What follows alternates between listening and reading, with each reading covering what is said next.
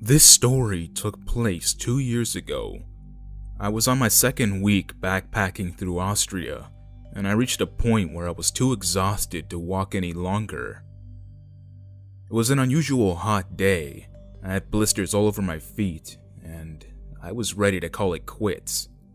I was in the middle of nowhere, and decided it would be best if I thumblift to the nearest train station. But sadly, I was out of luck. I stood there for what felt like hours, and no car would pick me up. I don't blame them. I spent 2 weeks sleeping in the woods. My clothes were dirty, and I probably looked like a maniac. When finally, a truck pulled up.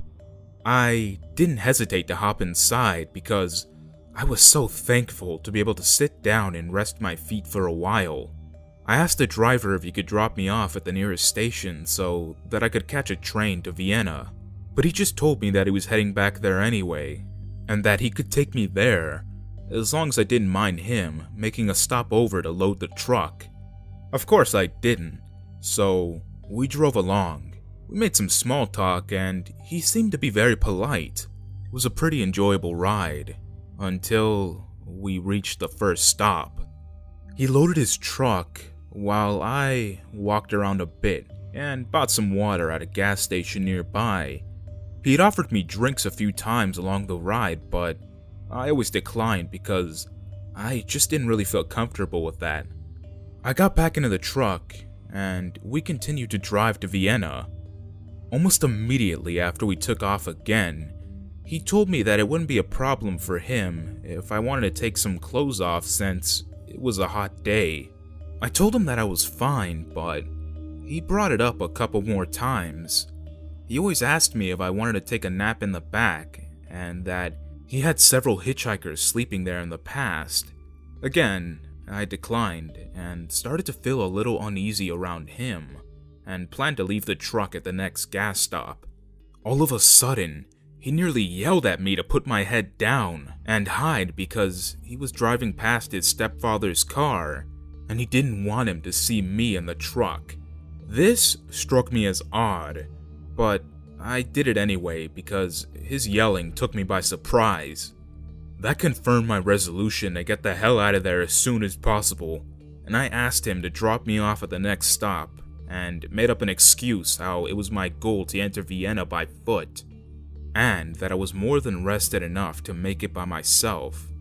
He agreed with this, and I got my stuff ready, when all of a sudden he turned to me and said that I looked familiar, and that he was sure he saw me somewhere before. I shrugged it off, but he insisted he remembered my face. He asked me if I ever went to a swinger club because he was sure he saw me there sometime. That caught me off guard, and I told him that this was impossible because I had never been to one. "Well, do you want to? I'm going to one in Vienna. Let's go together. I'm sure you'll love it."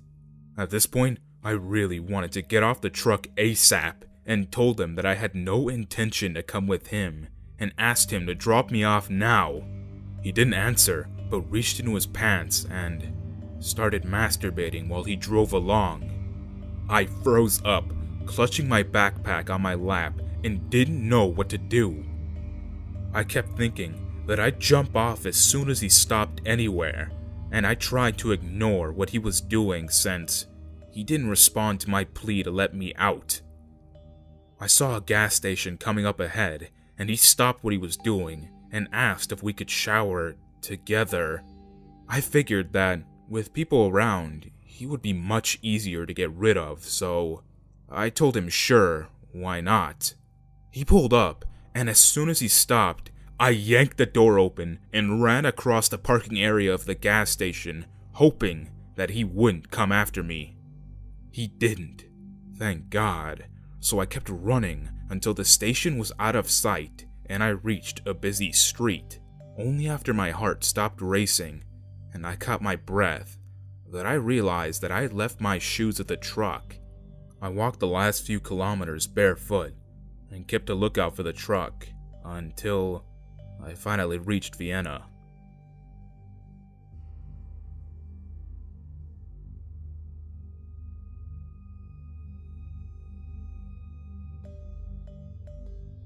This happened around 3 years ago when I was 20. I've had a few creepy encounters, but this definitely counts as one of the most terrifying and still haunts me to this day. One of my very close friends was throwing her 21st birthday party at her house. At the time, I didn't have my driver's license, but managed to hitch a ride with another girlfriend of mine. I always tell my family when and where I'm going out and leave a few contact numbers just in case anything were to happen. The birthday girl's house was about an hour and a half away. The suburb she lives in was known for being one of the junky areas and quite a few thefts, but wasn't as bad as some of the other areas around the suburbs. So my friend and I rock up and have a blast. Thankfully, it wasn't one of those alcohol-fueled parties, which I'm not very fond of, and was just quite chill. I wasn't planning on staying super late, so after the cake cutting, which was around 11 p.m., Lisa and I headed back home. The area at this time was very quiet. The ride back was shrouded in darkness, aside from the illumination of a few street lights. After a while, we stopped at a red light. I looked around, feeling uneasy because everything was so still and deserted, and there were literally no other cars around. Lisa joked that maybe we should just run the red light since there was no other traffic. She too was feeling a bit spooked, so we cranked up the music to lighten up the mood. At this point, the light had just turned green, and just as we were about to speed off, a guy pops up out of nowhere and starts banging on my window. The banging was so strong that the whole car started vibrating. He looked to be in his late 20s with dark, blonde hair and was wearing a simple white t-shirt and jeans. "Help me! Help me!" he shouted, still banging on my window. He tried the car door, but thankfully, Lisa always locks the doors whenever she's driving. "Please help me! They're trying to kill me! Please!" At this point, Lisa and I were just staring at him, open-mouthed and too shocked to do anything. I scanned the area, and there were no other houses aside from a few shops and a park. The night was completely still. "What should we do? Should we help him?" Lisa asked me, her face turning pale. I told her under no circumstances should we unlock these doors. I cracked the window down by about an inch and told the guy that we would call the police, but that he should understand that we can't let him in, being two young girls alone and all. "Come on, please, I just need a ride to the police station." By this point, he had stopped banging on the window and was staring at us pleadingly. He did look desperate and terrified, but I wasn't about to let a complete stranger in the car, who knew what his true intentions were. Lisa had started calling the police at this point, whilst I was continuously scanning the area.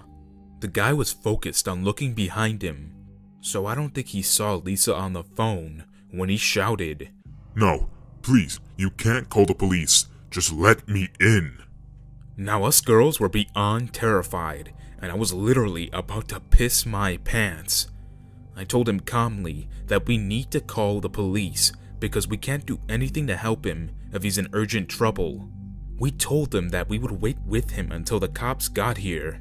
This is when things got truly terrifying. Just as his eyes were pleading and absolutely terrified one moment, the next, they instantly narrowed at me and were almost menacing. Just a look that was truly unsettling. He stepped back from the car, kind of straightened his shoulders, and walked to the front of the car. Lisa, at this point, had already called the cops, and we were both just staring at him, wondering what the fuck he was doing. He was just standing in front of the car, looking around the area. That's when I heard another car approaching from behind us. Lisa and I both turned to see a black 4WD stop. Instantly, all four doors opened, and about 5 very muscly, intimidating men stepped out. I looked back at the guy standing in front of us, and the fucker was smiling. I screamed at Lisa to step on it, and the girl didn't even have to hesitate before she stepped on the gas pedal with a look that said, "Get out of the way, fucker. I'm gonna turn you into roadkill." The dude didn't even have to think twice before he jumped out of the way, and we hauled ass out of there. We didn't dare drive back to our homes after that, because we were scared of being followed. Instead, we drove to the nearest police station and recounted what had happened. By this point, the both of us were trembling like crazy, and basically just a mess of tears.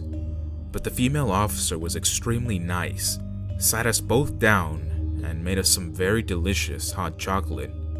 Thankfully, I was quick thinking enough to have snapped a picture of the 4WD's license plate, and Lisa was able to provide a pretty good sketch of the screaming, creepy dude. The police said that they would contact us if anything happened, but we didn't hear anything from them after that. Needless to say, this particular incident has turned me into a very paranoid mess. I've since gotten my driver's license, but still get very jittery driving around on my own at night. Lisa is fortunately coping much better than me, but sometimes when we have get-togethers, we often wonder what those men really wanted. Our family and friends tell us that we were both extremely lucky to have escaped being kidnapped and most likely gang raped, whilst others say perhaps it was just a bunch of stupid and bored dudes playing a prank. Either way, I'm just glad that my friend and I are safe and alive.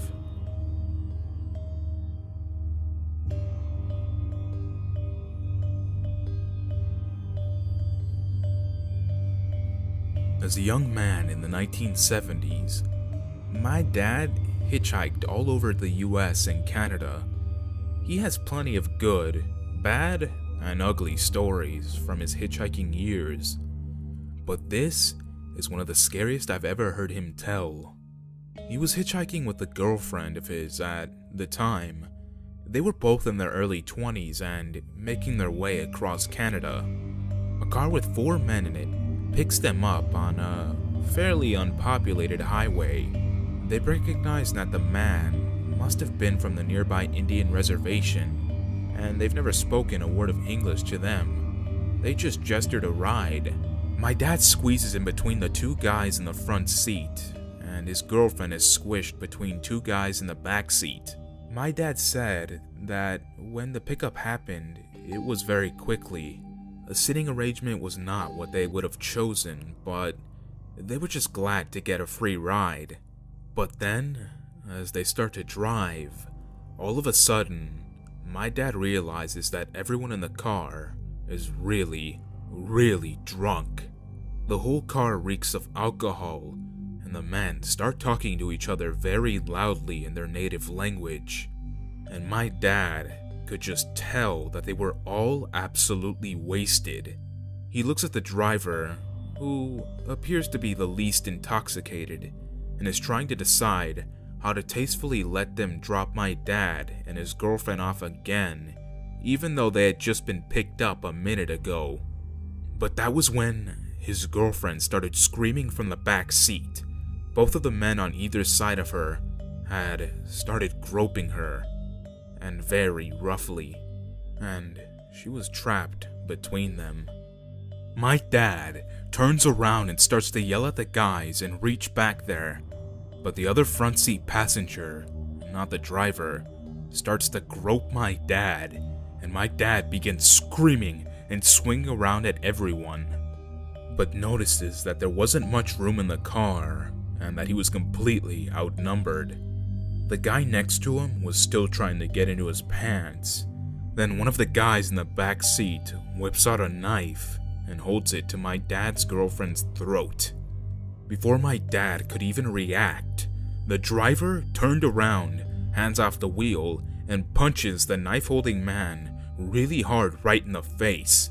Stupefied, the guy drops the knife and everyone kinda shuts up, except my dad, who was still yelling, and his girlfriend, who was pretty much just hysterical at this point.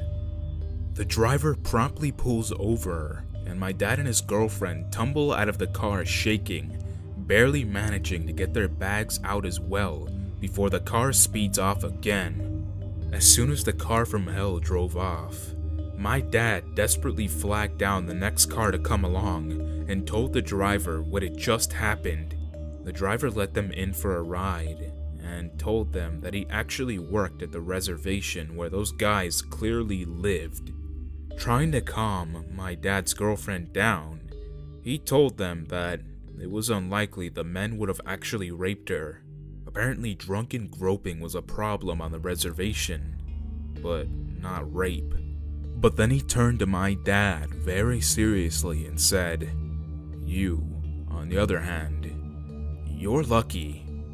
They found a guy out here just last week who had been hitchhiking, but he was castrated."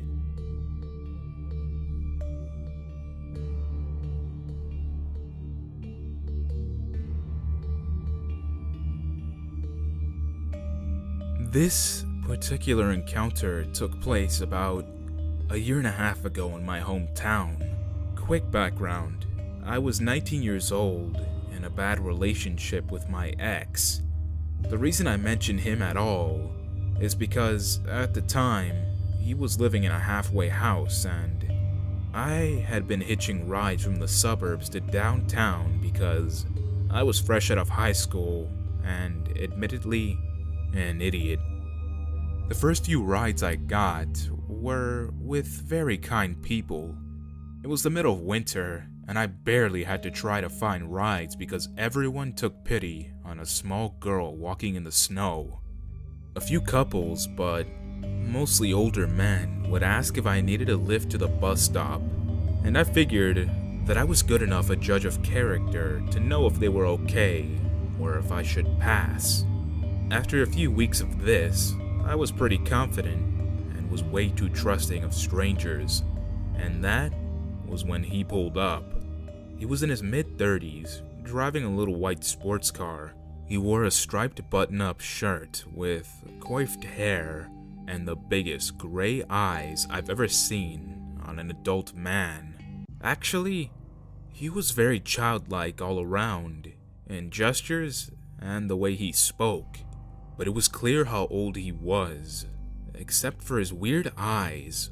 So he was a bit off, but I figured he was harmless enough, so I accepted his offer, but only to the bus stop, which was about 10 minutes away.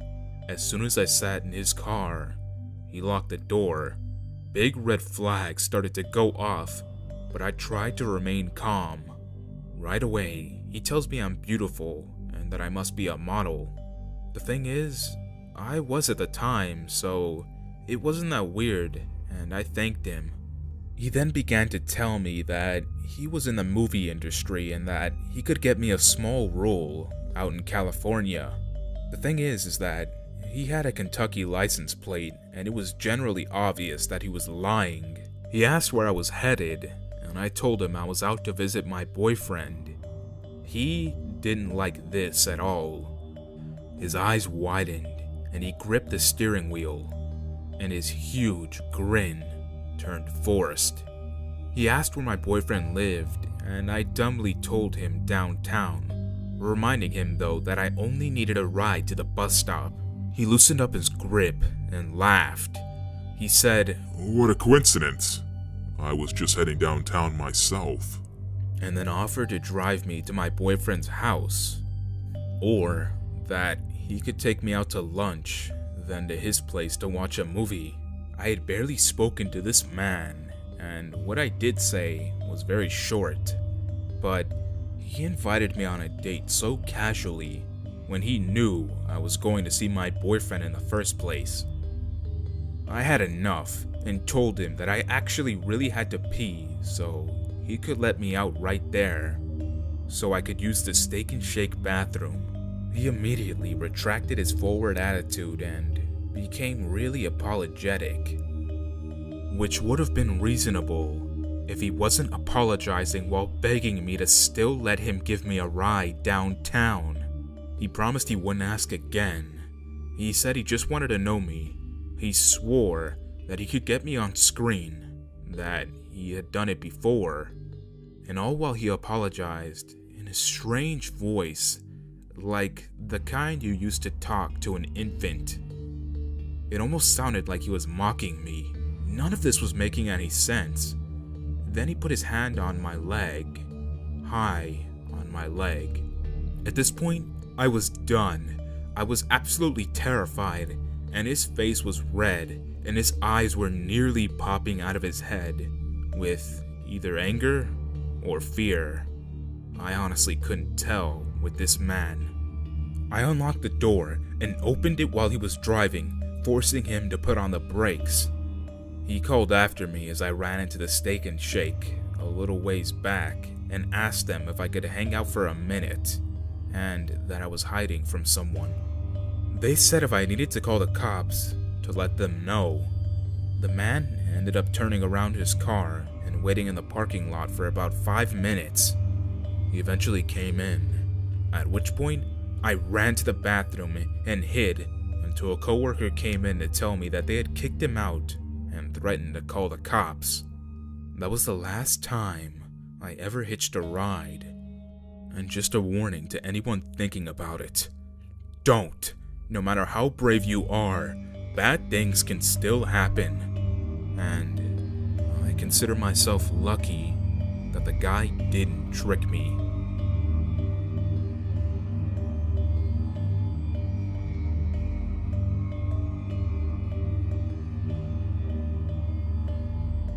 To begin, this is actually my aunt's encounter, but I believe it fits perfectly here.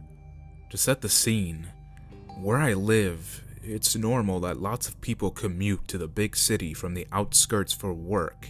What I mean is that most of them agree to pay and rent a bus that will drive them to and from work on a daily basis. It's especially popular among nurses, basic office workers, and so on.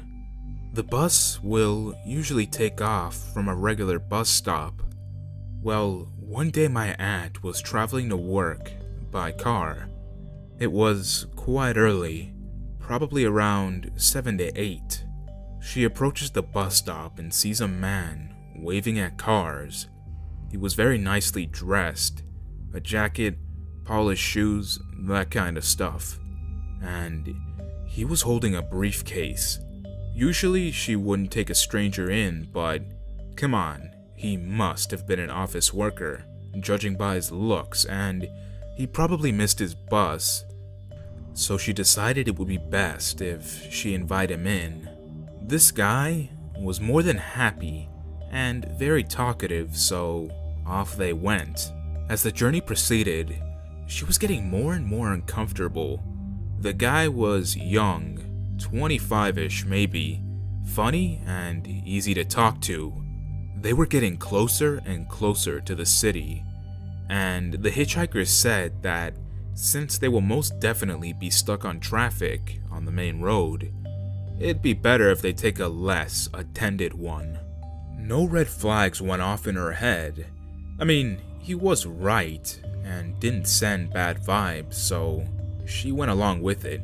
Now, what you need to know, I talk about a specific city. It is quite wild. I mean, foreigners will visit and say, "Wow, it sure is green here." I won't reveal the exact location, but it's surrounded by forest. There are actually forests in the city as well. You will see some nice and flashy office buildings on one side of the river and deep forest on the other. It is crucial for the story. It doesn't really matter if you take the main or less attended road, you still get to the city. They drive along, forest all around, which the guy commented on, saying how nice it all looks. My aunt was just smiling and nodding, and this is when the creepy part kicks in. He turns her head to her and says in a completely normal, even, soft voice, You would look good in a coffin." The guy goes completely quiet after that utterly horrific statement, gripping his hands on the briefcase. She is beyond creeped out now, but tries not to show it and plays it cool. That's when an idea pops up in her head. She slows down and says that something must be wrong with the engine. It's getting hard for her to navigate. She then drove to the side of the road and asked if he would be so nice as to check it out, since she's just a woman and wouldn't know what to do. He instantly agrees and gets out of the car. That's when she withdraws and drives the fuck away, leaving the creepy hitchhiker behind. She didn't really care that she had left him there all alone. What he said was creepy as hell. After a few kilometers, she calms down, congratulating herself on getting rid of him, when she notices that his briefcase is still laying on the passenger's seat. What would a normal person do in this case? Probably throw it away or something, but she decided to look inside, and believe me, what was inside made her nauseous. Instead of papers, pens, or whatever else office boys carry around, she finds a neatly folded thin rope and a set of knives. Not one knife, a set of sharp, nice knives. You would think that the guy was a hunter or something, except he probably wasn't. She was freaking out at this point and decides to go to the nearest police station to report what had happened and give them the briefcase. As usual, the police didn't do much. Apparently no one fit the description of the guy, and the original hitchhiker could not be located. After that, she never took a hitchhiker ever again.